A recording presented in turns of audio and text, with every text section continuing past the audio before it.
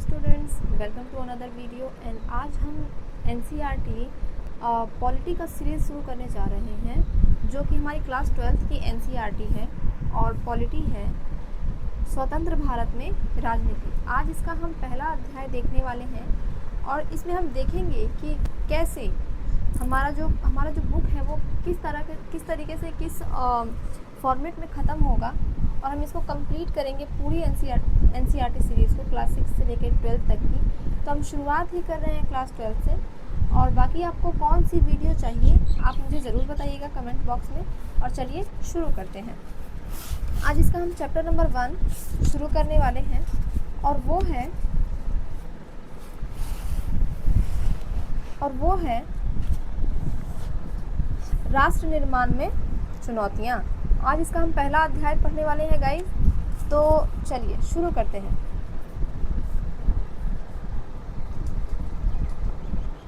राष्ट्र निर्माण की चुनौतियाँ।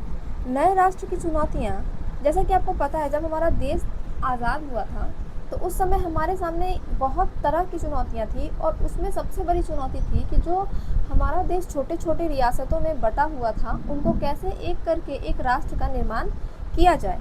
तो उसी में हम देखने वाले हैं कि जब देश आज़ाद हुआ तो उस समय हमारे पास क्या क्या चुनौतियाँ थी और किस तरीके से हमने सारे को एकत्र किया और एक साथ मिला करके एक अखंड भारत का निर्माण किया।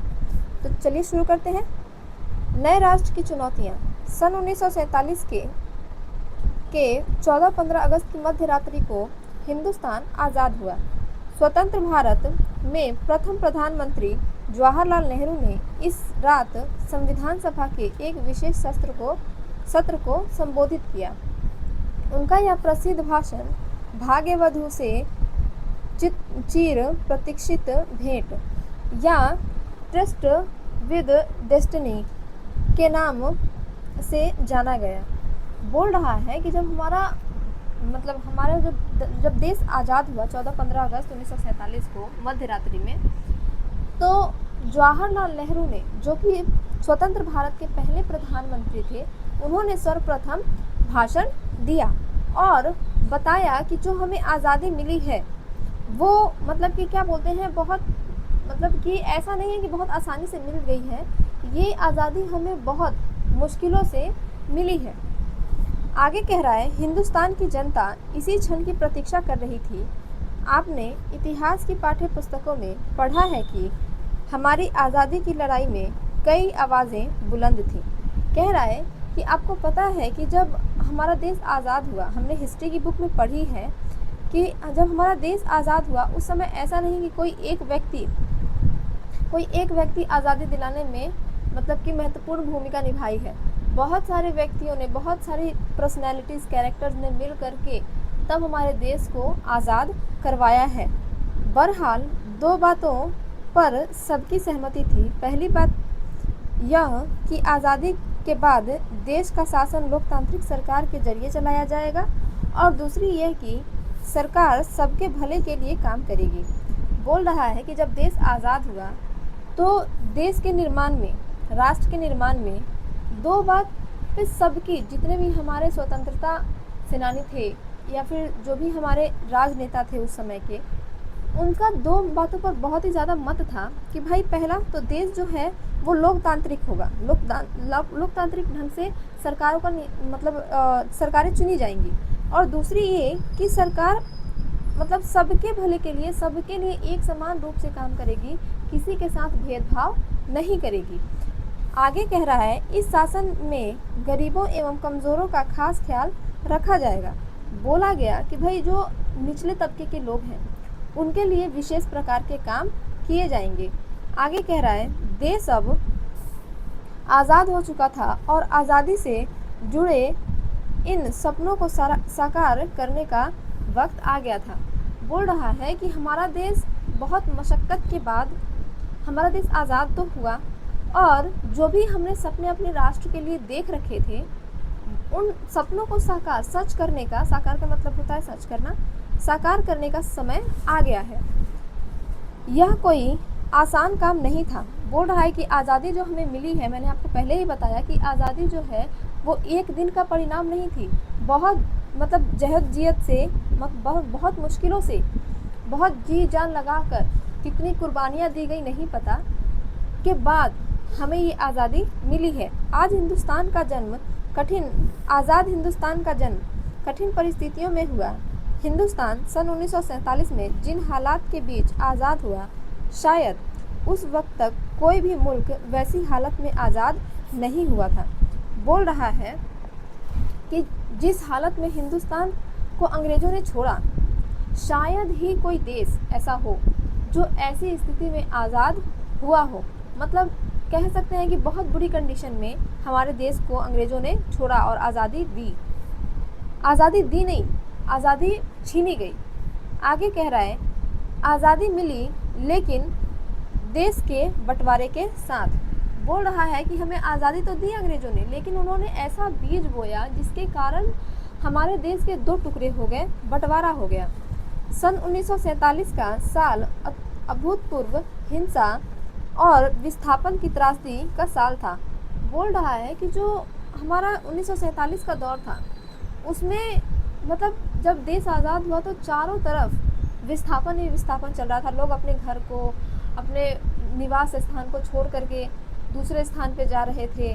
और जो दूसरे धर्म के लोग थे, हिंदू था तो मुस्लिम को, और मुस्लिम था तो हिंदू को, सिख ईसाई इसी में सारे मतलब एक दूसरे को इतने हिंसक तरीके से उनके प्राण ले रहे थे कि मतलब चारों तरफ लहूलुहान धरती पड़ी हुई थी।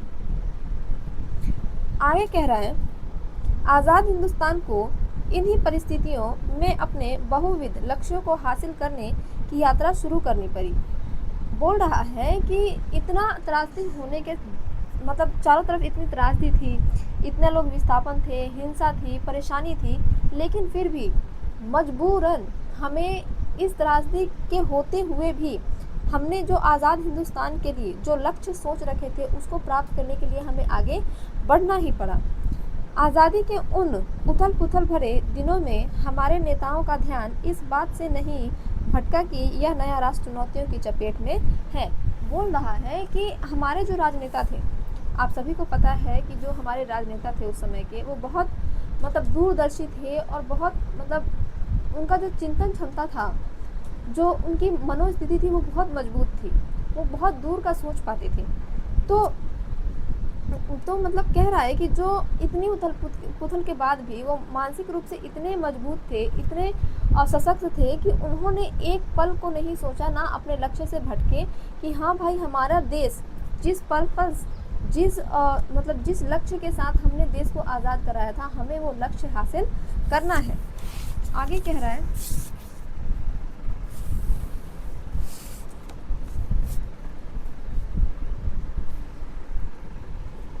कह रहा है, वो 3 चुनौतियाँ कौन कौन सी हैं जिनको हम देखेंगे कि हमारा जब देश आज़ाद हुआ तो हमारे जो नेता थे, हमारे राजनेता थे, उनके सामने ये कौन सी 3 चुनौतियाँ आईं। मुख्य तौर पर भारत के सामने 3 तरह की चुनौतियाँ थीं। पहली और तत्कालिक चुनौती एकता के सूत्र में बंधे एक ऐसे भारत को गढ़ने की थी जिसमें भारतीय समाज की सारी विविधताओं के लिए जगह हो। बोल रहा है कि हमारे पास सबसे पहली चुनौती, मुख्य रूप से 3 चुनौतियाँ थी, लेकिन उसमें भी सबसे मुख्य और पहली चुनौती ये थी कि हमारा जो देश जो इतने विविधताओं में बटा हुआ है, भारतीय समाज जो इतना अलग थलग है, वो उसको एक माले में पिरोना और पिरो करके हमें जो इन विविधता में एकता को कायम करना, ये हमारे राजनेताओं की प्राथमिकताओं में से एक थी। भारत अपने आकार और विविधता में किसी महादेश के बराबर था। बोल रहा है कि वास्तव में भारत जो है उसकी विविधता देखी जाए, उसका क्या बोलते हैं आकार देखा जाए तो किसी महादेश से कम नहीं है। यहाँ अलग अलग बोली बोलने वाले लोग थे, उनकी संस्कृति अलग थी और वे अलग अलग धर्मों के अनुयायी थे। बोल रहा है कि यहाँ पे इतनी विविधता है कि यहाँ पे भाषा भी अलग अलग है, बोली भी अलग अलग है, उनकी संस्कृति भी अलग अलग है और उनके धर्म भी अलग अलग हैं। इतनी विविधता में हमें अपने देश को एकत्रित करना था, एकता के सूत्र में एकता के मतलब सूत्र में हमको इसको पिरोना था। उस वक्त आमतौर पर यही माना जा रहा था कि इतनी विविधताओं से भरा कोई देश ज़्यादा दिन तक एकजुट नहीं रह सकता। बोल रहा है कि हमारा अंग्रेज़ों को यही लगा था कि भाई हम इनको ऐसी कंडीशन में छोड़ के जाएंगे कि मतलब ये एक सूत्र में कभी मतलब क्या बोलते हैं एक हो ही नहीं पाएंगे, और कुछ ही दिनों तक इनके जो ये आज़ादी का वो है ये इतने टुकड़ों में बट जाएंगे कि मतलब ये कभी एक नहीं हो पाएंगे, ये अलग अलग हिस्सों में बट जाएंगे। लेकिन ऐसा नहीं हुआ। आगे कह रहा है नहीं रह सकता। देश के विभाजन के साथ लोगों के मन में समाई यह आशंका एक तरह से सच साबित हुई थी। भारत में के भविष्य को लेकर गंभीर सवाल खड़े थे। क्या भारत एक रह पाएगा? क्या ऐसे करने के लिए भारत सिर्फ राष्ट्रीय एकता की बात पर सबसे ज़्यादा जोर देगा और बाकी उद्देश्यों को तिलांजलि दे देगा? क्या ऐसे में हर क्षेत्रीय और उप क्षेत्रीय पहचान को खारिज कर दिया जाएगा? उस वक्त का सबसे तीखा और चुभता हुआ एक सवाल यह भी था कि भारत की क्षेत्रीय अखंडता को कैसे हासिल किया जाए। बोल रहा है कि हमारे पास मतलब बहुत तरह के सवाल थे, और नो डाउट जब हम किसी नई चीज़ का जब निर्माण कर रहे होते हैं, नई चीज़ की स्थापना कर रहे होते हैं, तो नो डाउट उसके साथ बहुत सारे सवाल आते हैं। लेकिन उसमें सबसे प्रमुख सवाल ये था कि भारत में जो इतनी क्षेत्रीय अखंडता है, क्षेत्रीय विविधता है, उसको कैसे हम एक धागे में पिरोएं, कैसे एक सूत्र में इसको बांधें, कैसे अपने अखंडता के लक्ष्य को प्राप्त करें। ये सबसे चुभता हुआ और तीखा सवाल था हमारे राजनेताओं के पास। आगे कह रहा है दूसरी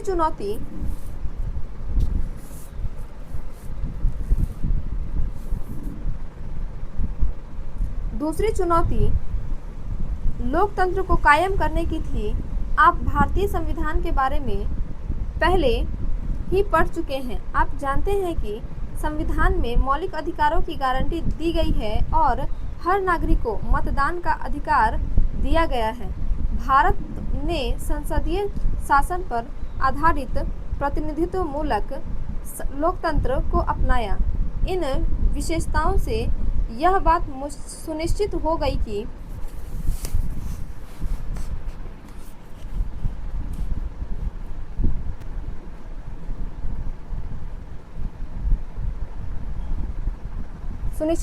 कि लोकतंत्र के ढांचे के भीतर राजनीतिक मुकाबले होंगे।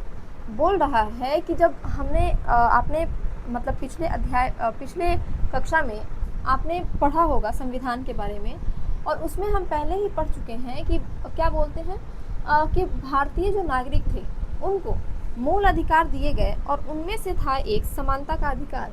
इसलिए जो हमारी जितनी भी राजनीतिक पार्टियां थीं उनके बीच टकराव का ये जो क्या बोलते हैं टकराव की जो ये स्थिति थी वो हमेशा से बनी रहेगी, और ये लोकतंत्र की सबसे बड़ी खासियत में से एक है। लोकतंत्र को कायम करने के लिए लोकतांत्रिक संविधान ज़रूरी होता है, लेकिन इतना भर ही काफ़ी नहीं होता। चुनौती यह भी थी कि संविधान से मेल खाते लोकतांत्रिक व्यवहार बर्ताव चलन में आए। बोल रहा है कि सिर्फ मतभेद होना ही एक मतलब क्या बोलते हैं पॉइंट नहीं है लोकतंत्र की। इसमें काफ़ी ज़्यादा चुनौतियाँ थीं जो कि हमारे लोकतंत्र के व्यवहार में बर्ताव में चलन में आईं। आगे कह रहा है तीसरी चुनौती थी कि ऐसे विकास की जिससे समूचे समाज का भला हो सके, वो न कि कुछ ऐसे तबकों का। इस मोर्चे पर भी संविधान ने यह बात साफ कर दी गई थी कि सबके साथ समानता का बर्ताव किया जाए और सामाजिक रूप से वंचित तबकों तथा धार्मिक सांस्कृतिक अल्पसंख्यक समुदायों को विशेष सुरक्षा दी जाए। बोल रहा है कि जो हमारे संविधान निर्माता थे उन्होंने एक चीज़ बहुत क्लियर एंड कट रखी थी कि सबके लिए समाज में जितने प्रकार के जाति धर्म को मानने वाले लोग हैं सबके साथ एक जैसा व्यवहार किया जाएगा, सबको समानता का अधिकार दिया जाएगा, और कोई ऐसा तबका नहीं होगा जिसके लिए कम काम किया जाए और कोई ऐसा तबका नहीं होगा जिसके लिए ज़्यादा काम किया जाए।